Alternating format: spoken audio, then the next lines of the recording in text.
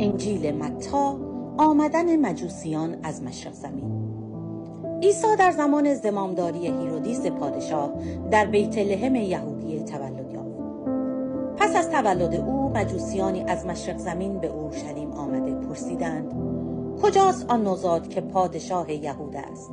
ما طلوع ستاره او را دیده و برای پرستش او آمده ایم.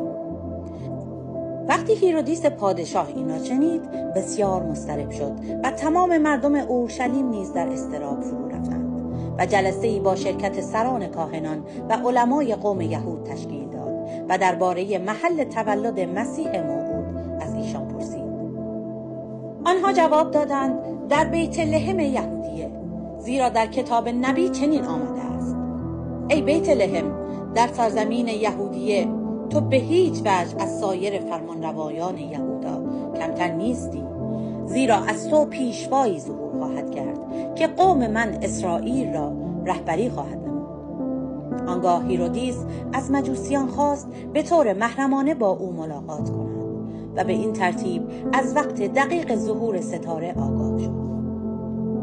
بعد از آنها را به بیت لحم فرستاده گفت: بروید و با دقت به دنبال آن کودک بگردید و همین که او را یافتید به من خبر دهید تا من هم بیایم و او را پرستش نمایم.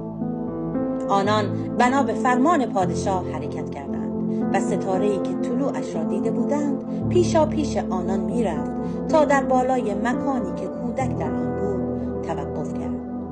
وقتی ستاره را دیدند بی نهایت خوشحال شدند. پس به آن خانه وارد شدند و کودک را با مادرش مریم دیده و به روی در افتاده او را پرستش کردند.